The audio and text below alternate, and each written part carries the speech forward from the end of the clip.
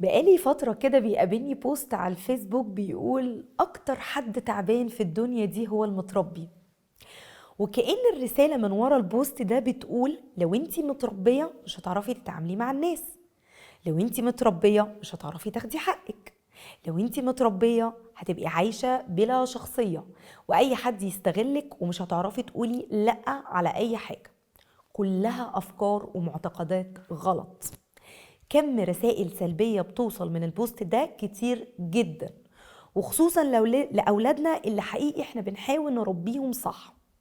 ورسائل سلبية كمان للستات المتربية صح واللي بتحاول تتغير. لما يشوفوا بوست زي ده بيدخل اليأس لقلوبهم ويقولوا اهو بصوا، كل تعبي في الحياة هو ان اهلي ربوني صح.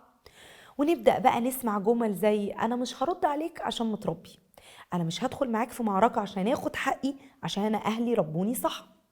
ويبتدوا بقى يروحوا للأم والأب، ليه يا ماما ربتيني كويس، ليه يا بابا ربتني زيادة عن اللزوم. والحقيقة غير كده تماما، وإن موضوع إنك متربية بزيادة ده شماعة بتعلقي عليها ضعف شخصيتك وضعف إرادتك قدام حاجات كتير انتي رفضاها. شماعة بتعلقي عليها عدم وضع حدود لعلاقات كتير في حياتك مفروض تتفلتر، وتعرفي كويس مين يستحق يدخل حياتك ومين لأ. والحقيقة الصدمة بالنسبة للنوعية دي من الناس هي انك عشان متربية واهلك تعبوا في تربيتك يبقى لازم يبقى عندك شخصية قوية، لازم تبقي عارفة حقوقك، لازم تبقي واثقة في نفسك، لازم توقفي اي حد بيهين منك او من كرامتك عند حده. وعشان كده من خلال كورس الذكاء العاطفي ببقى حريصة أعلم السيدات والبنات اللي معايا مهارة الحزم، وإزاي تقولي لأ في المواقف اللي بتتطلب منك حزم ورفض. فرسالتي ليكي أرجوكي بلاش تنساقي وراء النوع ده من البوستات، بلاش تفقدي ثقتك في نفسك، وابدأي رحلة وعيك بذاتك واكتشفي نقاط قوتك وقدري الحلو اللي جواكي. ومش عيب ولا غلط ان يكون عندك عيوب ونقاط ضعف. حاولي تمسكي نقطة نقطة واشتغلي عليها خطوات بسيطة عشان توصلي لأفضل نسخة منك، عشان تستاهلي تكوني عايشة حياة فيها راحة بال وطمأنينة.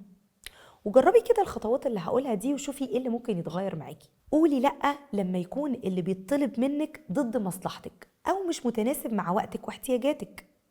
قولي لأ لأي شخص بيفرض نفسه عليكي وبيتدخل في حدود حياتك زيادة عن اللزوم.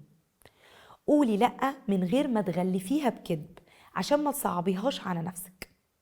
خليكي واثقة ان لما تقولي لأ في ناس هتتفهم رفضك وعدم قبولك لطلبهم ومش هيكرهوكي. ولو صعب عليكي تقولي لأ في الأول يبقى على الأقل ما توافقيش وخلي ردك انك لسه هتفكري.